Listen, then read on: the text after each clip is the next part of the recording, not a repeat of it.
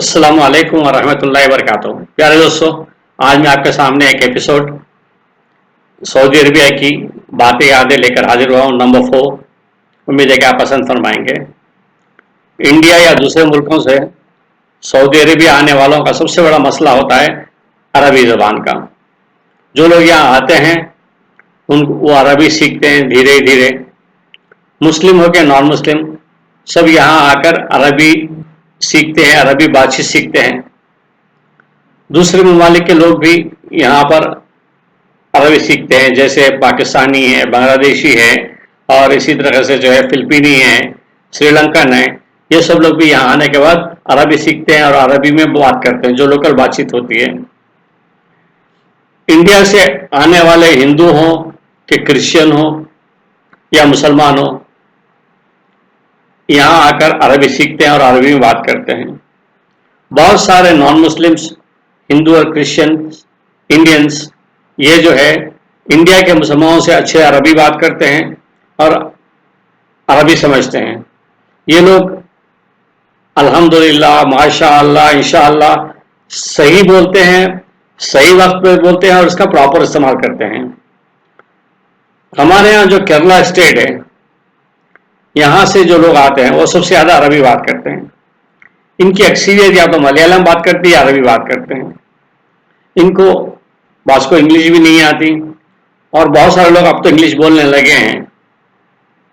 तो मलयालम से अगर बात करना है आपको, या तो मलयालम में बात करना पड़ेगा या अरबी में या इंग्लिश में। और अब तो कुछ केरला वाले उर्दू भी बोलते हैं यहाँ पर।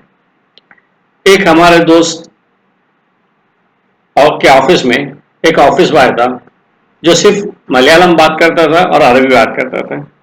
तो हमारे दोस्त एक बार उससे बात कर रहे थे, तो इनके जो बॉस ने जाते हुए इन लोगों को बात करते हुए देखा और सुना। और जब वो एक बार अपने बॉस के पास गए तो इसने इनसे पूछा, तुम भी इंडियन हो, वो भी इंडियन है, फिर तुम दोनों अरबी में क्यों बात कर रहे थे? इन्होंने बताया कि मुझे इसकी ज़बान नहीं आती और इसको मेरी ज़बान समझ नहीं आती। वो मलयालम में बात करता है और मैं उर्दू लैंग्वेज में बात करता हूँ, इसलिए हम एक कॉमन लैंग्वेज अरबी में एक दूसरे से बातचीत कर रहे थे। फिर उन्होंने बताया कि इंडिया के हर स्टेट में अलग अलग ज़बान बोली जाती है और बहुत सारी ज़बानें इंडिया में बोली जाती हैं। जो इंडियन यहाँ अरबी बोलते हैं, इनका सबसे बड़ा मसला ये है कि इसमें जो है जमा और वाहिद का जो है तफरीक नहीं होती, मुज़क्कर और मुअन्नस की तफरीक नहीं होती, और दूसरा प्रेजेंट और पास्ट का कोई रब्ज़ नहीं होता है। और कभी उर्दू और अंग्रेजी सब मिक्स इन्हें मिलाकर बात करते हैं। हमारे दोस्त एक वाक़या सुनाते हैं। एक दफ़ा एक साहब एक सऊदी की दुकान से घड़ी खरीद कर लाए। घड़ी खरीद कर लाने के बाद घड़ी बंद हो गई। वो दूसरे दिन दुकानदार के पास पहुंचे और कहा, आई जा yesterday इश्तरी हाजा वॉच शगल 5 मिनट बादन डिम। इसने फिर पूछा कि प्रॉब्लम क्या है। वो फिर रिपीट करे कि आई जा yesterday इश्तरी हाजा वॉच शगल 5 मिनट बादन डिम। वो मिक्सचर लैंग्वेज में, यानी इंग्लिश, उर्दू और आपके अरबी में जो उसको ये कहना चाह रहे थे कि कल मैंने ये घड़ी खरीदी थी, 5 मिनट काम करने के बाद ये बंद हो गई है। सऊदी इनकी बात सुनी, वो हंसा और घड़ी ले ली और दूसरी घड़ी दे दी। हमारे दोस्त ये वाक़या सुनाकर बहुत हंसा करते हैं।